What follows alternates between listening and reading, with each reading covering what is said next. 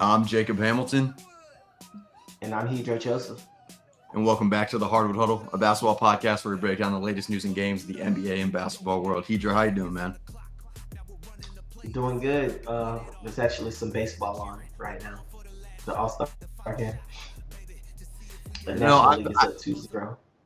I haven't been too locked into baseball, but once we're past this All Star break, I'll definitely start locking in more. My Detroit Tigers are doing well. I obviously know that, but I don't know how they're doing as of like the last like month and a half, but hopefully still good, right? But I'll have to lock in on baseball more or less after All Star break here. Basketball's taken over my mind 100% still. I didn't expect it to, but summer league has been pretty interesting and fun so far. So, but yeah, we have some interesting things to talk about. Obviously, we'll just jump right into it.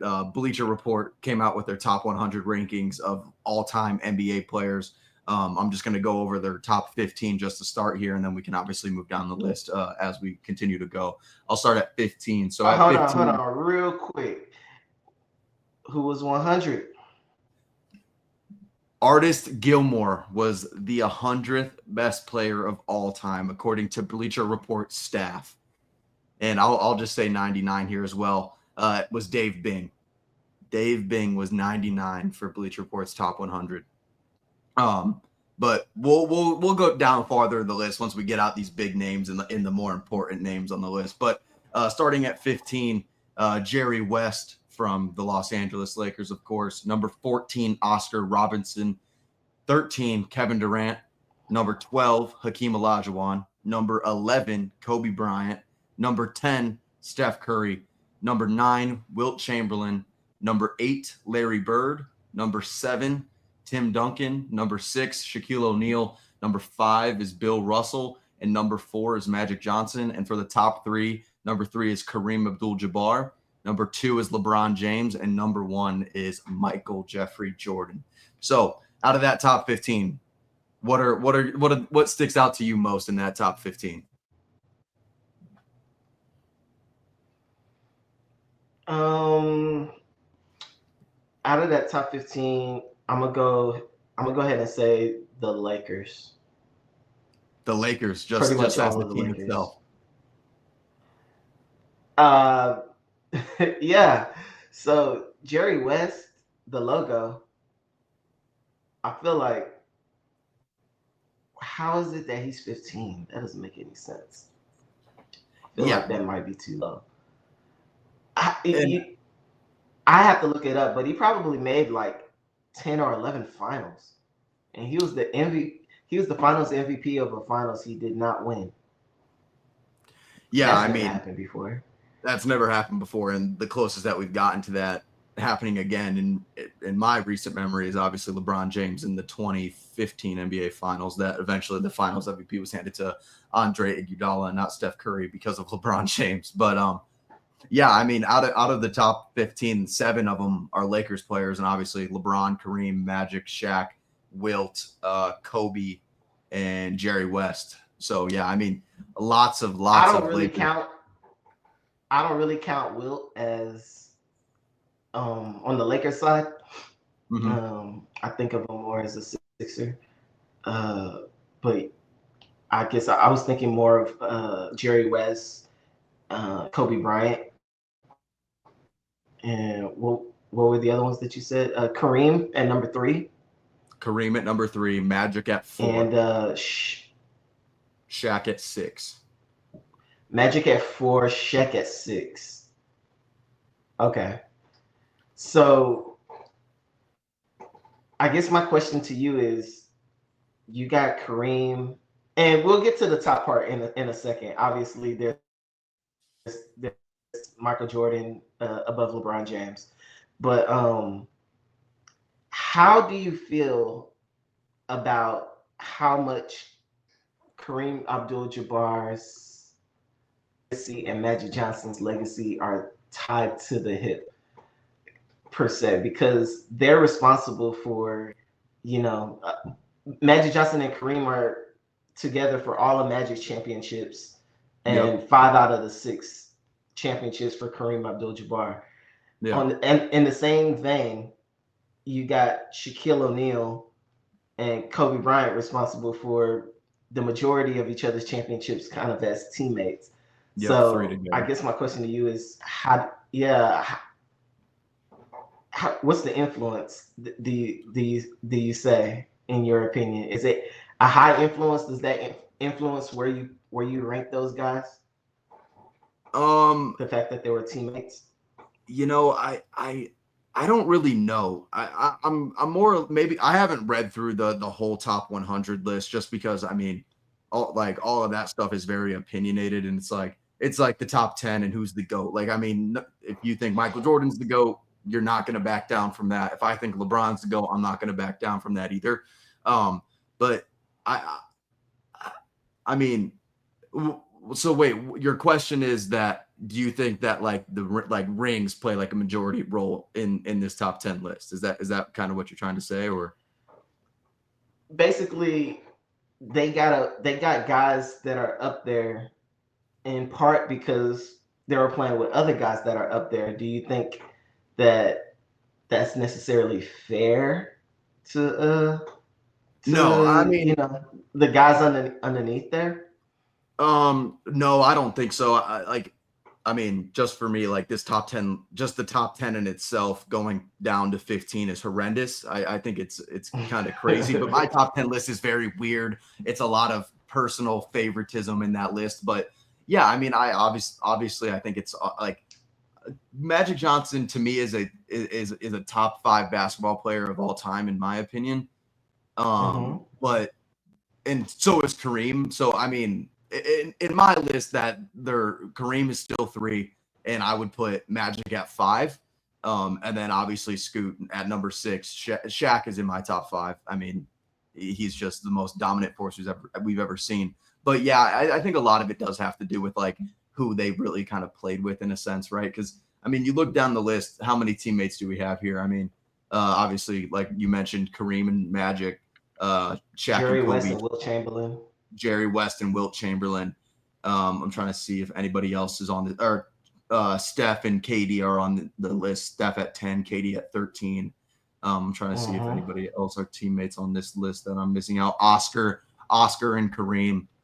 Um, yeah, I think a lot of it does have to do with kind of who they played with. I mean, obviously, like this list seems like a lot of rings matter the most if you're kind of looking at it in that from that sense. Because obviously, I don't think KD is the 13th best player of all time. I think he's a top 10 player ever. That's a very like crazy thing to say, right? But I think he is Mhm. because I go off actual skill and not rings.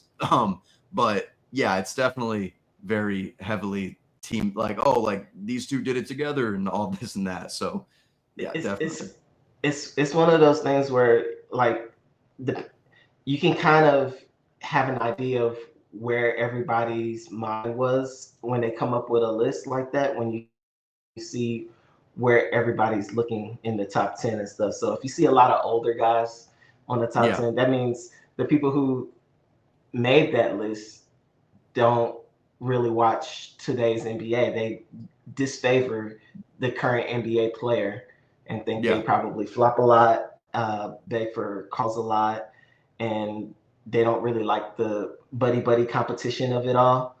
yeah. And that has a heavy influence that they like the guys, just like people who like to watch NFL before all the quarterback niceness, flag football type Oh stuff. That yeah, they remember the hard hits and they love the running backs who can barely walk yeah, yeah, in 2025 now because they took too many dangerous hits. But going back to basketball, so I sent you some other people's top tens that showed older. Some people favored the new school, yeah, 2000s and recent, and some favored the more older school. So you can kind of put the list however way you want. With that yeah. being said, um, and going back to my teammates' perspective, Michael Jordan and LeBron James do not have a teammate in the top 15, do they? No, I guess Or LeBron had Shaq for a second. LeBron had Shaq, but that's at the end of his career. Yeah, no, I mean, Michael Jordan doesn't have Scotty's not in the top 15. Neither is Dennis Rodman, of course. Yeah, LeBron, Kyrie is not in the top. Yeah, I mean, none of LeBron's teammates are in the top 15 other than Shaq, but that was very old Shaq. So, in that same vein, I would say that you'd have to say that those first two are right in whatever order you want to put them in, Michael Jordan Absolutely. or LeBron James, because we don't know how influential Kareem Abdul-Jabbar's place is at the top of the list based off of, he's got the fourth best or fifth best person also on the Yeah. list as his running mate for a good majority of his career. As a matter of fact, Kareem has two players. Oscar Robertson is also Yep. a top 15 player, and he won a ring with Oscar. So that plays a role. And there wasn't that many teams, so you kind of run into that situation a lot as you get down the list. Like Bill Russell, all his teammates were Hall of Famers for the most part, and different stuff like that. And there's a whole different podcast we can do about how everybody gets to go into the Basketball Hall of Fame. That's how some people feel. It's not very exclusive. Well, because it's the Basketball Hall of Fame and not it's an the NBA Hall of basketball. Fame. Yeah. Correct. So let's get to the hot topic. They got Michael Jordan over LeBron James. Yep. And we both know that we don't personally agree with that here at the Hardwood Huddle. And and a lot of that has to do with a combination of things. And none of it is necessarily that we think Michael Jordan was a bad player. Absolutely not. That's No. not the I mean, case. he's two. He's two, and that's not debatable. Like, I mean, and we both know that. Yeah. But I guess the argument is a lot like, a guy who plays X number of years, retires a few times, and leaves, but they had just one stint that was a tremendous stint in which they were the most dominant player in the world, and it showed and it resulted in championships. But you got another guy on the other end who's had stints everywhere where he's shown dominance in every stop he's had, to the point where if you broke up his career into 3 or 4 separate segments, they would all be Hall of Fame careers. I count longevity as something that's a big deal. Absolutely. That's the way you end up at the top of all of these lists, top in points, top 5 in assists, might even be top 4 soon. Real high in the rebounding column, the blocks and steals, like everything, just top turnovers, of the league and everything. Turnovers, even games played, playoffs. I'm pretty sure I sent you that quiz where it showed what franchises have more wins than LeBron James in the playoffs. And Golden State Warriors, no. San Antonio Spurs, no. No franchise in the NBA has more playoff wins than LeBron James has since 2000. Yeah, which is crazy to think about. Yeah, so I feel that, and then when you look at the measurables, you're talking about a guy who's 6'8", 6'9", 270 pounds. He can play in any era, and 3-level scorer. He could play in any era. He has the body, the build, and the smarts. You can see that he's willing to involve his teammates and get the best shot possible instead of, kind of force a shot, whether you have it or not. There was an era in this league in which that worked, and the defenses kind of lended itself to that. But in this era, that's not going to work. You can score 40 points a game and have your team not make the playoffs in this league. Yeah. There's plenty of 25, 26 per game scorers that nobody knows their name, but they would have been household names if they played in the 90s. A lot of that has to do with the way we play defenses in 2025. And Michael Jordan did not get to see that type of thing. He did not get to see the influence of the three-pointer that has developed over time. So, in my opinion, Michael Jordan's place is set in this league for sure. He's one or two in most people's eyes. Just to me personally, he's number two. Yeah, no, and obviously, like I said previously, I mean, it's Michael Jordan, LeBron. I mean, and obviously people have opinions, and my opinion's not, and your opinion and my opinion isn't going to sway a Michael Jordan stan to put him at 2 and put LeBron at 1, and obviously that's understandable. But yeah, like what you were saying, I mean, LeBron can translate from this era to the early 2000s, like we saw, into like the 2010s era where everything kind of changed around. I mean, maybe I'm wrong, and I really didn't watch that. I haven't really watched any 90s basketball of like Jordan's era, but I don't think they were playing a lot of zone, like how a lot of teams play zone now. Maybe that's wrong, and maybe that's just like propaganda that I've heard on Twitter, obviously. But yeah, I mean, I think LeBron's 1. I think MJ's 2. I think Kareem's 3. For me, like that top 3 is almost as perfect as it can get, because not everybody's gonna have LeBron at 1, and obviously there's a reason why MJ is 1 on this list, because it is a staff pick, and I'm guessing Bleacher Report has a lot of like old heads, right? If that's what you want to call them, putting MJ in at 1. But yeah, I mean, you kind of you laid the floor out great for the LeBron and MJ thing. I don't really have anything else to add on top of that. But for the rest of the list, at least, I mean, this kind of, it says to me that a lot of people believe that the point guard all-time list for who's the best point guard and down to 3 is obviously Magic, Steph, and then Oscar, which, I mean, in this current day, I mean, obviously for me, Steph Curry is the best point guard ever, right? But obviously, rings for Magic kind of top over Steph's, because Steph has 4, Magic has 5 rings, right? Yeah, 5.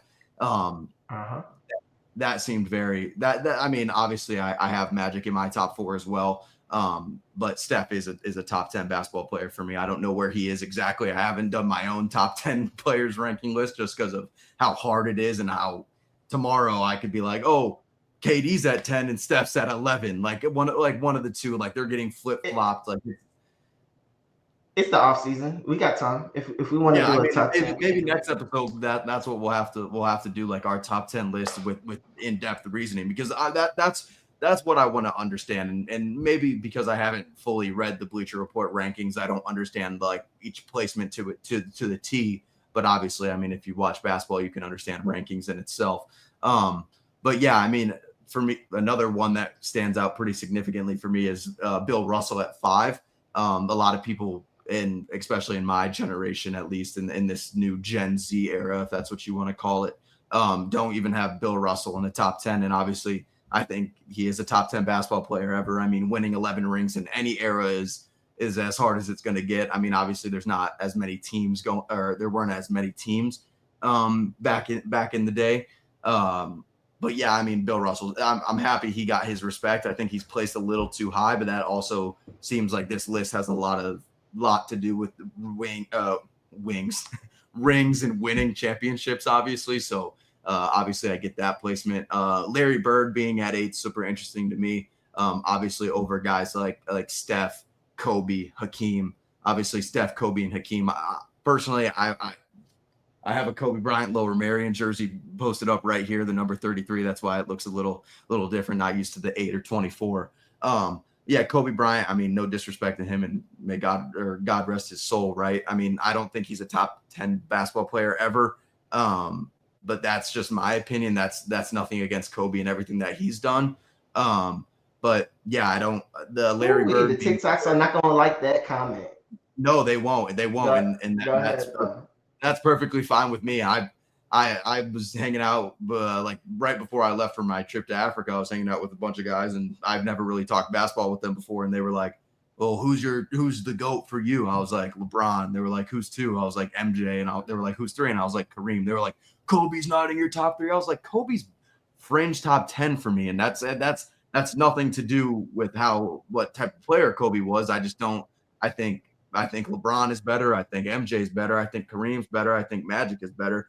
I think Bill Russell's not a better player than Kobe Bryant ever was, but winning 11 rings is due respect, obviously. I think Shaq was a better player. Tim Duncan was a better player. I don't think Larry Bird was a better player. I think Wilt was a better player. I think Steph is a better player, and I think KD is as well. So that kind of tells you where he might be on my list when if we go through in the next episode and we do our own top 10 ranking.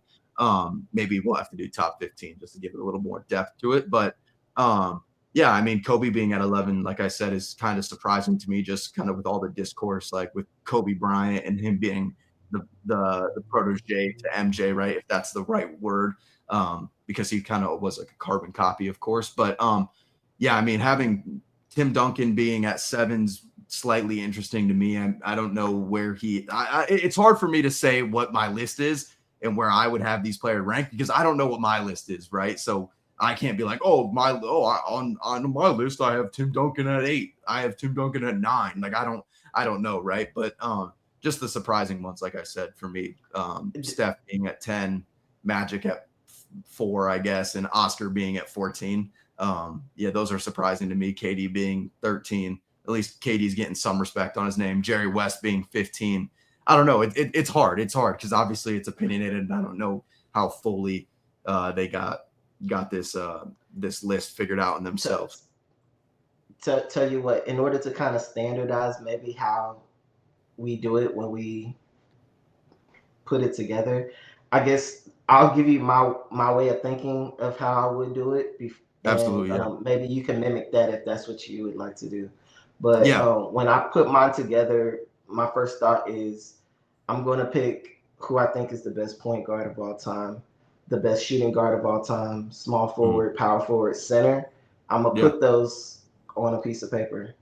yeah, And then I'll put the next five. And then after that, I'm just going to see what kind of order makes the most sense based on what I saw, if I seen them in person, or yeah, what I've read or documentaries or any of that stuff, and kind of generalize based off of that. Because if I do that and try to, maintain the fact that the best players at each position, I have those first. Those guys have to be somewhere in the top 10. I can't say that Shaq is the Shaq is the most dominant center of all time, but then I don't have him in my top 10, for instance. You know what I'm yeah, saying? yeah. So No, well, yeah. I mean, adding to that point, yeah, we just need to make sure that like our lists are very like clearly laid out in the sense of how we ranked them, because I mean that's what people tend to forget to do, and obviously people aren't thinking about it to that level of depth like me. Like I don't have a top 10 list because I don't know what my truly ranking is, right? Obviously rings play a part in it because that you need to win. Like you can't have like Tracy McGrady's not a top 15 player of all time for me, but I think skill wise, I think he's a top 15 player ever, like just as in skill. But he's not top 15 because he doesn't have any rings. So yeah, we'll have to.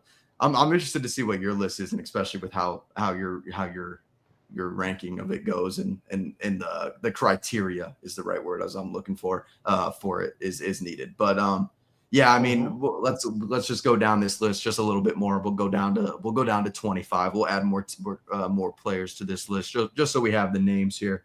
Let me go to the list here. Oh my gosh, there's so many. Let's get down. Come on, Bleacher Report. Let's move down this list here. Okay, so at 15, like I said, it's Jerry West. Number 16 is the big ticket Kevin Garnett. Number 17 is Nikola Jokic, which that's very surprising to me, and because I'm a person who believes Nikola Jokic deserves to be in these conversations. Number 18 is Dirk. Number 19 is the Admiral David Robinson. Number 20 is Dr. J. Julius Irving. Number 21 is Moses Malone.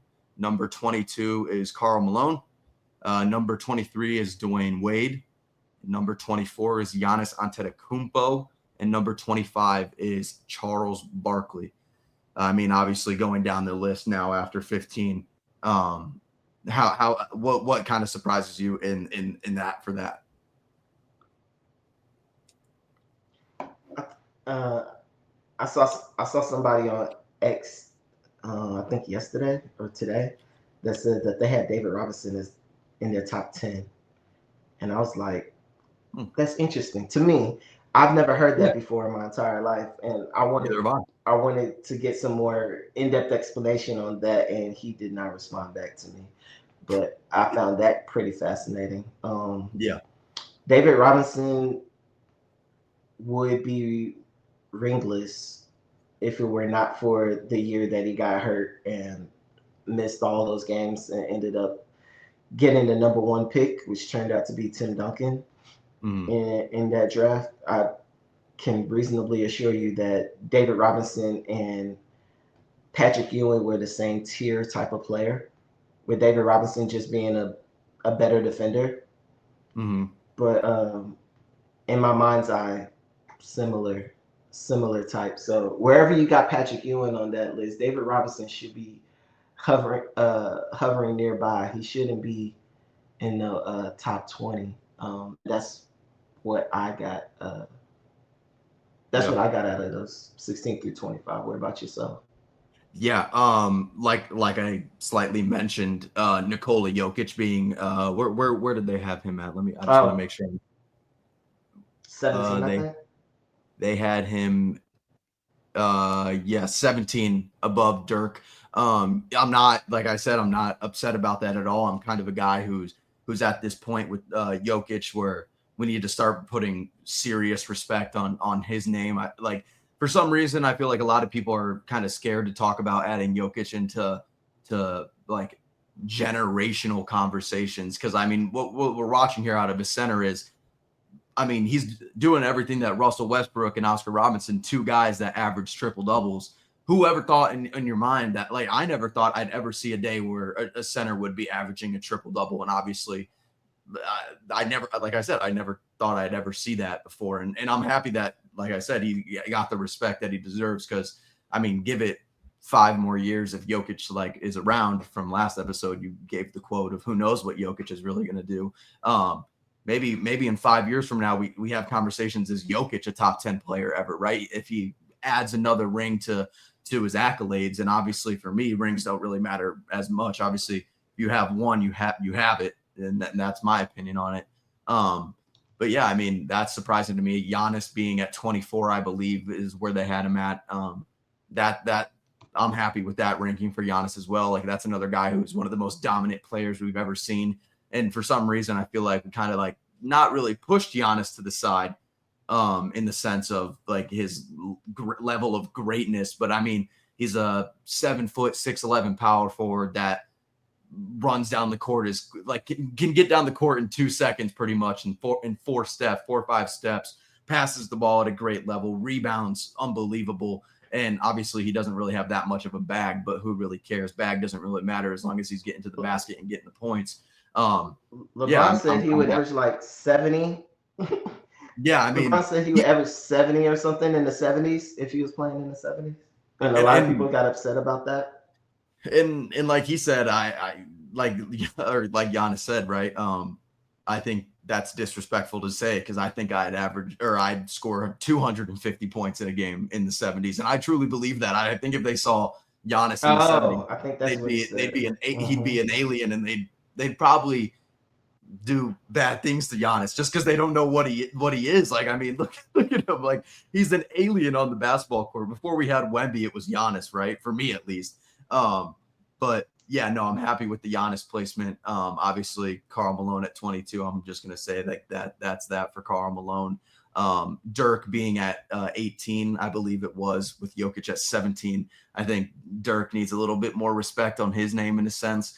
I think he could probably be slotted in at that 14 spot on this list if they have Oscar there. I think Dirk's a better player all time than Oscar Robinson was, and that's no disrespect to Oscar. I just think Dirk played against a lot more difficult competition than Oscar did, but that's just my opinion. But yeah, when Karl Malone retired, the consensus was he was the greatest power forward of all time. And this Bleacher Report got him at what, 22, you said? 22. Which, yeah. I mean, I don't have too much to say about Karl Malone. Not a person. All I know is the number one guy that they have on their list. He beat 22, number 22 on the list twice to get his last 2 rings. So yeah, if he's number 22 and not number 8 or 9 or something like that, then I'm curious at what we're doing here, because right. Last I checked, LeBron beat 10, LeBron beat 13, LeBron beat 7 if 7 is Tim Duncan. Yep. LeBron beat, like, I don't know. So you got to be careful the way you put these lists together, because there could be a gotcha at the end there where you see Michael Jordan got a ring against Gary Payton and Sean Kemp, and they're nowhere near the top of these lists. Not in the top 25. And I heard John Stockton was one of the greatest point guards of all time. I didn't hear his name called. No. And let's see where Jordan got 2 rings off of him. Let's see where John Stockton is slated in this list. Obviously Karl Malone at 22. A guy who obviously Jordan played against Chuck in the finals. Isaiah Thomas is slated at 27. We'll keep going down the list. So we'll just keep moving down. 26, Elgin Baylor. 27, Isaiah Thomas. Number 28 is Scottie Pippen, Michael Jordan's teammate. Number 29 is John Stockton. Number 30 is Christopher Emmanuel Paul. John Havlicek at 31. 32, Kawhi Leonard. 33, Jason Kidd. 34, James Harden. And 35, Steve Nash. So, I mean, we found John Stockton in that list down there. And we found Michael Jordan's teammate, Scottie Pippen. It's interesting to me. I don't know. I mean, for me, at least, I don't think Scottie Pippen is that low in my, and if I did a top 100 ranking, and maybe we'll have to do like a top 50, right? 10 point guards, 10 shooting guards, 10 for every position. I feel like that's a lot, man. I mean, that ain't too hard. I mean, off the top of my head, you probably can get five for each category. And with a little more thought, you could get at least 8 or 7 of them, but it doesn't really matter how many we do. But yeah, I mean, it's interesting to hear. I mean, LeBron played against, like you said, 7, 10, 13 out of the top 15 players according to Bleacher Report, and Michael Jordan played against in the finals. Magic Johnson, Kareem was hurt that finals run, if I'm remembering correctly. Kareem retired years prior. Okay, so then we got Magic. We got we got a guy who if Kareem was healthy, the Bulls weren't winning that series. Yeah, I mean, it's just interesting to see how this list. If Kareem wasn't retired, So I mean, this Bleacher Report top 100 ranking has been pretty interesting, and maybe we'll go next episode. We'll go back with our own list as like a rebuttal, right? If that's what you want to call it. But into some current news in the NBA. Cooper Flagg has been shut down for the NBA Summer League.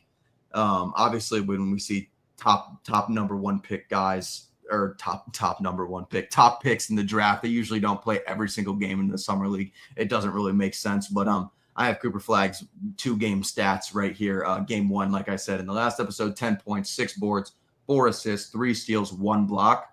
In Game 2, he sparked up with 31 points, 4 boards, 1 assist, and 1 block. So I mean, what does this now tell you after seeing Game 2 of Cooper Flagg? What does that tell you about Cooper Flagg is as a type of player? You can plug him in and play today. He can start if you need him to start. There's his game fits. it's just a matter of whether it fits with the current roster the Mavs that the Mavs currently hold, because they're teaming with a few veterans with some bigs, and that's really it. Because you can play Cooper Flagg almost any position, and Yeah. he can fit in. No, yeah. I mean, Cooper Flagg. I mean, he was NBA ready almost like in his senior year of high school. And think about it, he reclassified, because right now he should not be in the NBA. He should be starting his freshman year at Duke. So, and that's why he was the youngest player in the drafts, taken at 1. So, I mean, I don't know. I'm excited for Cooper Flagg's NBA debut. I know we got some time till then, but hopefully that's a national televised game. They give Cooper Flagg the respect he deserves. And I wonder who they end up going against. Maybe we get Mavs and San Antonio in that opening night matchup. Maybe I think we might know who they're playing already. But yeah, no, I'm excited for Cooper Flagg. And I feel like everybody else is as well. And that game too kind of shut up a lot of haters who like to overreact about stupid summer league games that really don't mean anything at the end of the day. Yeah. Any closing thoughts on Cooper Flagg? Really, I mean, we kind of got more in depth into it in the last episode, but no, I'm excited for his career. You know, he's going to be one of my favorite players, if not my favorite player. When it's all said and done, I told you before that I favor defense, and he the best defensive rookie already. So it's going to be between him and, you know, he'll be pushing first team all defense, second team all defense for majority of his career. Yeah, no, I totally agree with that as well. I mean, I wonder if we see him like a second team all defense like in his rookie year, if he can show that level of defense that he showed in game 1 and game 2 of the summer league. But I'm excited for Cooper Flagg and everything that's coming with the Mavs. Who knows? LeBron might be a Maverick. Like, who knows? The odds are in the favor of the Mavs to land LeBron. I doubt that's going to happen, but who knows, right? It's always fun to speculate. But going to the number 2 overall pick in the draft, Dylan Harper. He didn't play his first 2 games of summer league, I believe. Maybe that's wrong, but in the 2 games he did play, I have his stats right here. In game 1, 16 points, 6 boards, 2 assists, 2 steals, and 1 block. In game 2, 16 points, 2 boards, and 2 assists. And obviously I didn't catch any of the San Antonio summer league games. Like I said, summer league doesn't really mean much to me. What means a lot to me is game 1 and all the way to game 82 for these rookies. But on the box score and everything that I was seeing on Twitter, I mean, he didn't shoot well. Let me pull up his actual field goal percentages here, because they are very intriguing, but very expected if you knew what type of player Dylan Harper is. In game 1, in the 16 points, with 6 boards and 2 assists performance, he shot 5 for 12 from the field and 0 for 4 from 3 and 6 for 7 from the free throw line. And then in game 2, 5 for 16 and 1 for 4 from the 3-point line. So, I mean, obviously, if you know anything about Dylan Harper's game, his 3-point shot wasn't the best out of college, I believe, if I'm remembering correctly.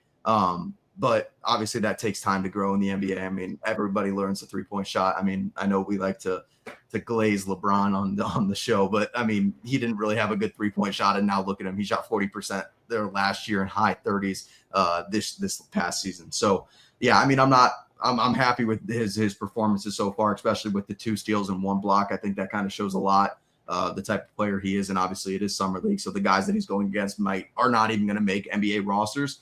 But yeah, what are your thoughts on Dylan Harper thus far? Watched him play a little bit. Not really in college, but for sure in these summer league games, and he's got lots of skill. It looks to me that it looks like his game might be a better fit with Victor Wembanyama than De'Aaron Fox. So yeah. I'm interested in what the Spurs think. If they're looking at De'Aaron Fox as like a trade option, because I'm pretty sure if you could look up his contract real quick, I think he's due an extension, but they have not offered it to him because they dropped into the 2 pick, and now they have potentially his successor already on the roster. Yeah. So I'm thinking that Dylan Harper, if they want Dylan Harper to work in San Antonio, they should probably start having the mix between him and Victor Wembanyama begin as soon as possible. Yeah. While they're still a growing team, you don't want them to get into contention, and now it's like, what do we do with Dylan Harper type thing, because we keep bringing him off the bench and he's better than our starter, and now you have all these locker room friction. So De'Aaron Fox is this is the last year of his contract, and he will be an unrestricted free agent once this season does end. Just kind of on that point of Dylan Harper and Wemby kind of getting on the same page. I mean, I don't see a world where Dylan Harper actually starts game 1 of the season. I think I wonder how De'Aaron Fox would react to being benched, quote unquote, but still getting like starter minutes, because 6 men get starter minutes, right? They're the 6th man for a reason. Go ahead. In my opinion, it's not with Popovich anymore. There's a new sheriff in town, and they the Spurs roster with under Mitch Johnson is going to be doing different things. Mm-hmm. So it's one of those things where it's like, and De'Aaron Fox, I think he missed like most of the. Did he miss the rest of the season? I think he had an injury or something like that. Yeah, he got surgery on his season. To me, I feel that it could be a open roster spot, but up for grabs. Yeah, that starting point guard spot, where if Dylan Harper is showing promise, De'Aaron Fox is going to be on the market for a team that'd be willing to pay him next season, which we'll get into as part of my theory on the Brooklyn Nets. But yeah, I think De'Aaron Fox is potentially, he could potentially be on the move if they like what they're seeing in Dylan Harper, and I think they should be liking what they see in Dylan Harper. So far, lefty, quickness.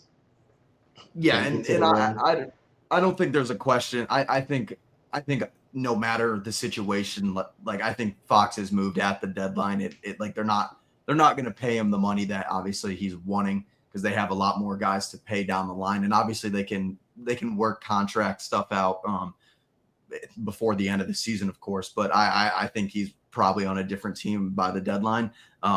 It does make more sense for Dylan Harper to start, especially with like the young roster that they've put together, and with Dylan Harper, Stephon Castle, and Wemby and all that. So yeah, I'm interested to see how the San Antonio's kind of the Spurs kind of play their lineup this season, because who knows? I mean, we could see one game Dylan Harper starting, one game De'Aaron Fox starting, and it's not like they're gonna be a weird team where they're gonna do Dylan Harper, Fox, Castle, Sohan or Keldon Johnson slated at the 4, and then Wemby at the 5. I think that's way too small of a lineup. It's kind of weird to say a small lineup when you have Wemby on your roster, right? But that is a small lineup in itself. So I think we might see that depending on matchup wise, obviously. But I think we'll definitely see like kind of like split and split kind of towards the deadline, just so they're like, okay, like, should we trade Fox? Do we like what we 100% see in Dylan Harper this season?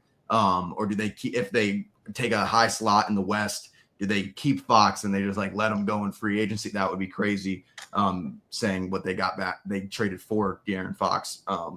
But yeah, no, I'm interested to see what the Spurs do. I mean, kind of like a sneak peek at one of our next topics, either the next show or the show after. They're one of my teams that I'm going to be watching all 82 games of, I hope, because they're going to be a fun team to watch, and I'm excited for what they have there in Philly.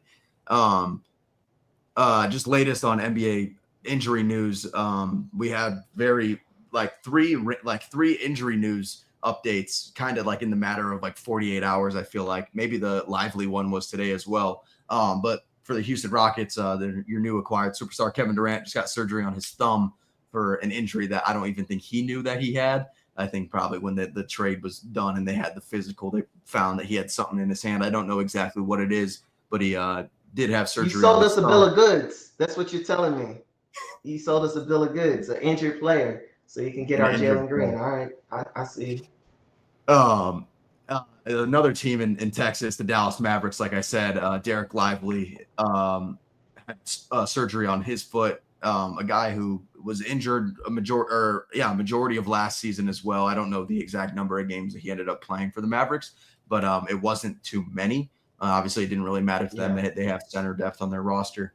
And then in Philly, Paul George sustained a knee injury, like just practicing, shooting around in a workout. And now he got surgery on his knee, or he has planned surgery this Friday. I can't remember the exact date that I read, but I just kind of want to say something about Paul George. I mean, seeing not bad. When I saw this news of Paul George and the injury, it really kind of made me upset in a sense, because just like, I mean, Paul George, like what a guy, right? Like a player who we saw in Indy look like insane, a guy that couldn't shoot the 3-point shot very well, upgraded his game to be able to shoot that shot. But that's besides the point. But I just want to label off his injuries of last season in the amount of games that he missed. He had an adductor injury that made him miss 15 games, a groin injury that made him miss 10, knee that made him miss 8, finger that made him miss 5, 2 injury management games, and 1 game missed because of ankle. And obviously he didn't have a good season at all last year. And I just want to say something now. If anyone has anything to say about Paul George being a trash player, it's just because he can't stay healthy, and that's not his fault, right? And I just want to say thanks to Paul George, because, I mean, I'm going to appreciate everything we got left you, because who knows how much longer he plays. When a guy is dealing with this many injuries for as long as he has, I mean, it started with the ankle snap in the Olympic trial game or whatever that was. I mean, I feel like after that, he just couldn't stay very healthy. But yeah, I just want to give a shout out to Paul George. He's probably not going to see this, but hopefully you get well and figure out all your injury issues, because when you play on the court, you're one of my favorite players to watch. But yeah, what are your thoughts on these 3 injuries that injury news that we've seen thus far? I think Lively's will be ready to go by training camp. Kevin Durant's going to be good. Yeah. And Paul George, who knows with Paul George? Yeah. I like his podcast, but hopefully he's healthy and ready to go, because if Phoenix has a healthy team, they could win the East. Yeah. And I'm sure we'll talk about that as the summer progresses and stuff like that. But they definitely have the roster to make it happen this coming season, if they can stay healthy. Yeah, and especially with Embiid obviously on your roster, Paul George saying he's healthy, Tyrese Maxey, VJ Edgecombe now at the 3rd pick, Jared McCain.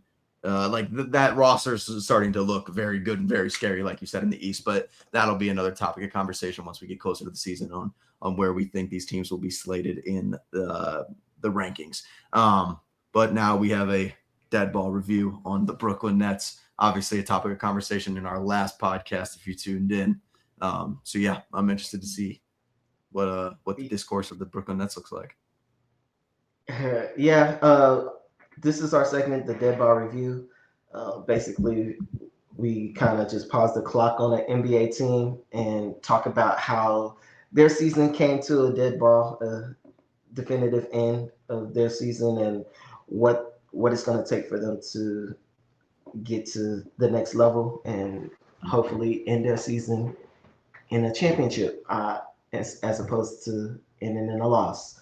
There's only one winner and there's a bunch of losers, but we discuss them all on Dead Ball Review at the Hardwood Huddle. And this Dead Ball Review is going to be on the Brooklyn Nets, 12th in the Eastern Conference last year, 30 games under 500, and did not make the play-in tournament. So that wasn't good for their final record last season. They, for the season breakdown, they were in rebuild mode for the most part after they were successful in getting all of their picks back from a lot of their picks back from the Rockets. Uh, they went ahead and did a big trade, and traded Mikal Bridges to the New York Knicks, and dealt the other veterans and got picks and prospects for the most part in return, and hired a new coach in Jordy Fernandez, who spent most of the last year experimenting with new lineups. Would have helped if he had some healthy vets playing through the season, but there was some injury issues, and that was that. I think Brooklyn just had a year in which they really were hoping for the number one pick in Cooper Flagg, and it just did not pan out for them. Yeah. Brooklyn ranked near the bottom in offensive efficiency, but their guard play was showed promise, and I'm interested in seeing what that guard play is in this coming season. Yeah. Season highlights, really, you just had Cam Thomas, who was a beast. I think he's up to like 24 points a game now for the season. By the way, that's more points per game than the leading scorer of the Houston Rockets, Jalen Green, last year. And the Rockets were second in the Western Conference, so take that what you will. They have a higher score, but for whatever reason, they can't seem to get wins. Low lights, there was a lot of low lights. Basically, there were 30 games under 500. So we'll move on from there. Just a lot of low lights. Ben Simmons, their prize trade acquisition when they traded James Harden, mostly injured throughout his tenure, and he ended up being bought out, and he played the rest of the season with the Clippers. Uh, I said their offensive efficiency was bad. Man, their defense was bad too. I think. Let's see what I say about their defense. They allowed the third most points per game in the league last season, so that's not good. No. Are the fans supporting them? No, ticket sales are dropping. 22% drop last year. I'm not sure if fan patience is wearing thin over there, but their core contracts through 2026, they got mostly a clean slate. They got Cam Thomas, Noah Clowney, and Michael Porter Jr., who they acquired from Denver for Cam Johnson. Uh, Notable free agents. A lot of their guys walked either last season or this summer between Schroeder, Trendon Watford. Um, I'm sure a bunch of other players. The cap situation, they got the most cap space in the league, and they had multiple trade exceptions. In the draft room, they drafted 5 players in the first round. Igor Demon, Nolan Traore, both guys are guards. Drake Powell, Ben Saraf, and Danny Wolf, a personal favorite of mine.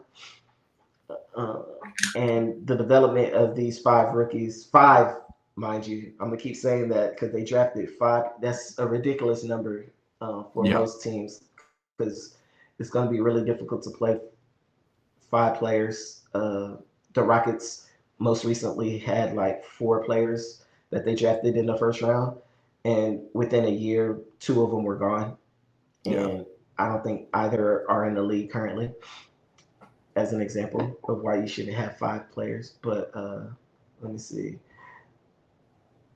Their trades, they traded Mikal Bridges earlier last season, and got 4 first round picks and Bojan Bogdanovic. This current summer, they traded Cam Johnson for Mark Porter Jr. They lost Zaire Williams. D'Angelo Russell left. I think he's a Maverick now.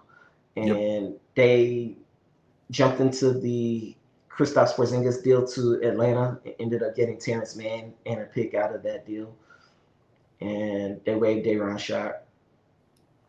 Player exit quote. I got a quote from Michael Porter Jr. when he heard about his being traded to the Brooklyn Nets. Quote, honestly, I'm not like a super anxious guy or anything like that. So on the plane, when I found out, I was kind of just like, well, I'm traded, and took a nap afterwards, unquote. So a question for you, Jacob. Do you recognize any of the names that I just mentioned?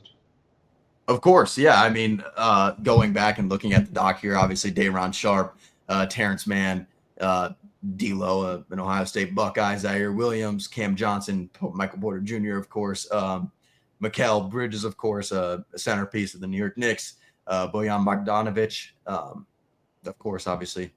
Danny Wolf, I know Danny Wolf because he went to my favorite school's rival school. Igor Demon or Yegor Demon, I believe is how he says it. How you say his name? He's I think. Russian. Yeah, He's Yegor Russian, Demon. so I'm that's gonna how you start. pronounce I it. got to remember to get that correct for him. Nolan Traore, of course. Yep. Derek Drake Powell. And I'm not gonna lie, I do not know who Ben Sarif is, and that kind of, I feel like that kind of says a lot about their draft. So yeah, what about you? Do you recognize the names on the Brooklyn Nets roster and previously on this roster?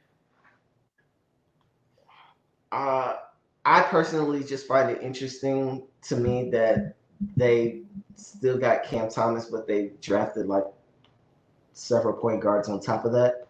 Yeah. And they're otherwise just going to roll with that young group and a young coach in Jordy Fernandez. I say young coach. I think he's been a coach for a while. But no, a lot of names are not household names. Yeah. If you're not familiar with Brooklyn Nets basketball, a lot of those names went completely over your head. So Yeah. we get it here at the Hardwood Huddle. And it's going to be reflected in their record next year. I believe that it's going to be tough sledding uphill despite the weakness in the Eastern Conference. Yeah. Absolutely. Go question number 2. Do you think Brooklyn got enough value for Mikal Bridges? Mind you, I put the list of exactly what they got on our doc so you can see it. Yeah. But basically, Bridges for Bogdanovic and 5 first-round picks, all future picks, including one that they did this year, the number 22 overall pick. So, do you think they got great value for him, seeing as they got all these young guys on the roster right now? You And know, more I coming. think I think obviously when you make that trade to send Mikal to the Knicks, you obviously it was a haul for the Knicks. I mean, I don't think anybody expected Mikal Bridges to go for as many first round picks as he did, because that is more first round picks than the Suns gave up for Kevin Durant, of course. But I think they did get enough value, because obviously this year with the 22 overall pick, in 2027, you never know what that Knicks roster can look like. Anything can happen in the NBA in the matter of 2 years. I keep bringing up the Suns because they did make a trade with the Nets to bring in Kevin Durant, and obviously those picks now belong to Houston. But those picks look great for them now, right? So who knows what this Knicks roster can look like in 2027, especially with the amount of cap space, and obviously salary cap goes up year by year, but obviously not significantly enough to have three max guys on their roster. But yeah, I do think they got enough in return for sure. I think it's definitely a Nets win in a sense. I think it's a win-win for both sides. Because the Knicks can win a championship next season. They're debatably the team to beat in the East, like I said in last episode. So yeah, I think they did get enough value for Mikal Bridges. Do you think they got enough value for Mikal Bridges?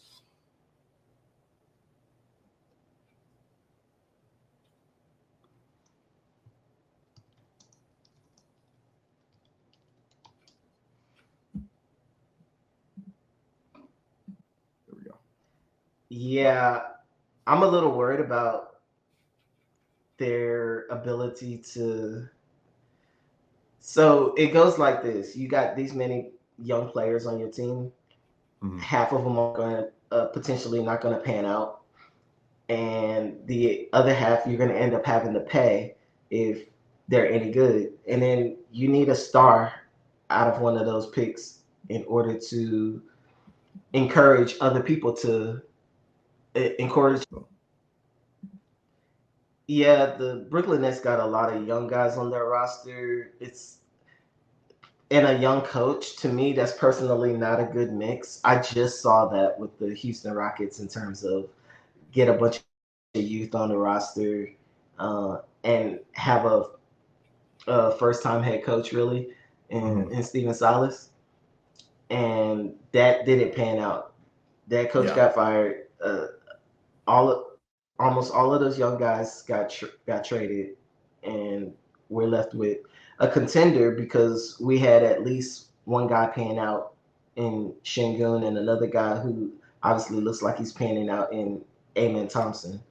So looking at the Brooklyn Nets, they're going to need at least two of those five ideally to pan out, and their cap space they can use to get whoever's disgruntled around the league Mhm. when it Yeah. comes to money.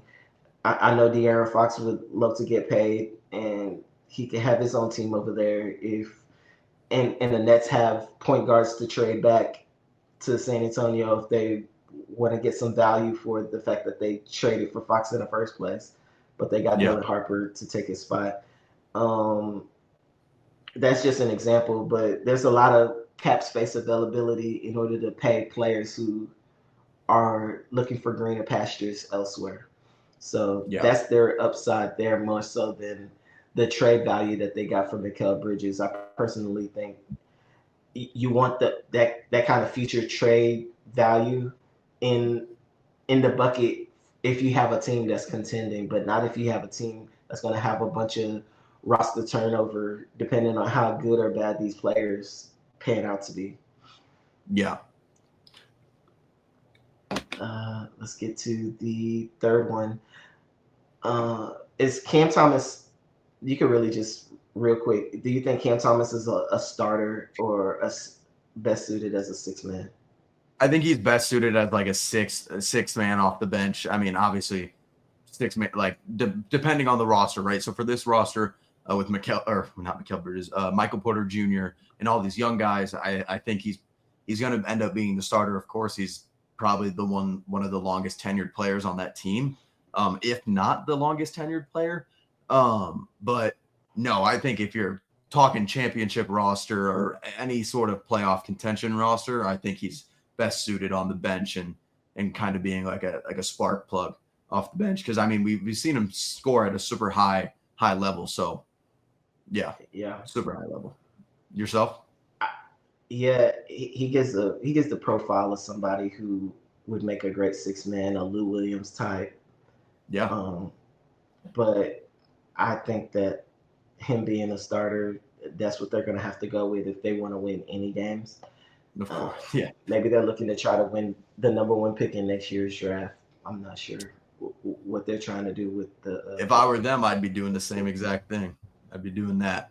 I mean, they lost. If you develop a losing culture with these young guys, they're not going to be able to win, and you losing you're losing their careers anyway. So you got to Yeah. be careful with that. Developing a losing mentality, Yeah. that's the type of thing that could follow you when the going gets better for the Yeah. team. Uh, Last question, Michael Porter Jr. You think he can be a number one option?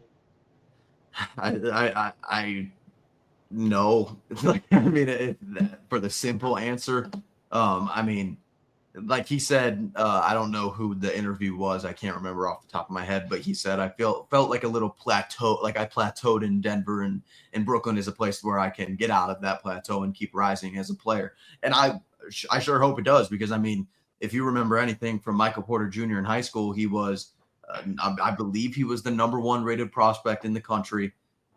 Ended up going to UW Washington, I believe, or Mizzou. He was committed to Washington and Missouri.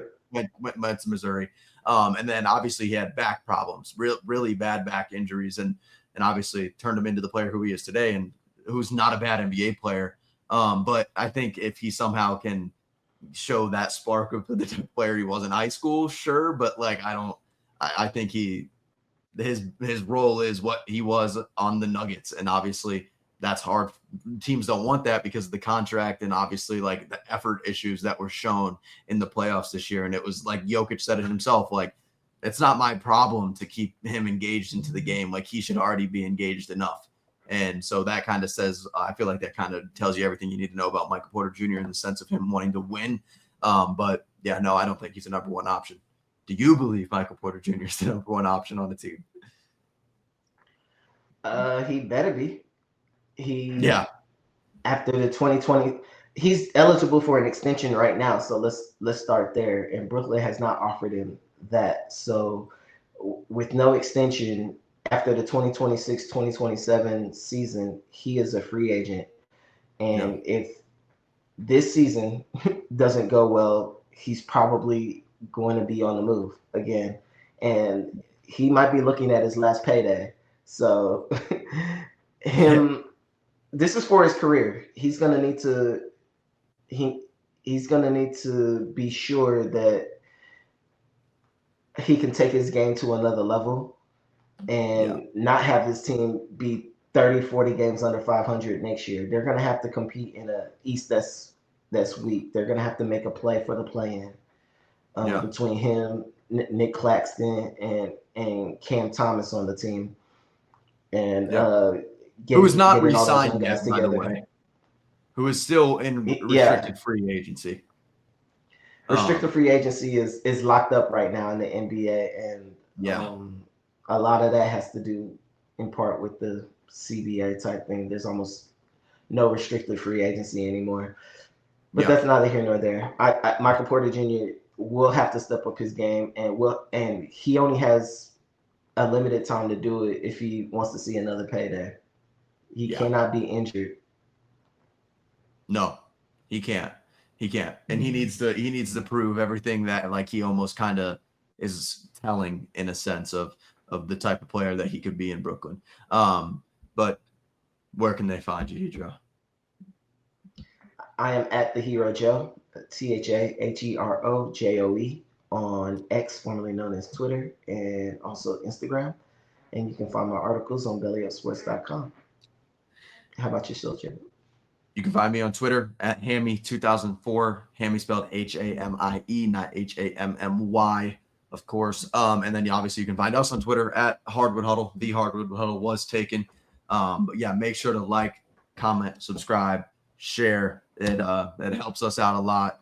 Shout out to BellyUp Sports, of course. And make sure to use the link in the description for Opus Clips for all your AI clipping needs. Sure enough, it helps me a lot with these podcasts because I don't know how to clip anything. I'm not a clipper, but James Harden is. All right. Make sure to like, comment, subscribe, share. It'll help us out a lot. Hidro, have a good one. You too.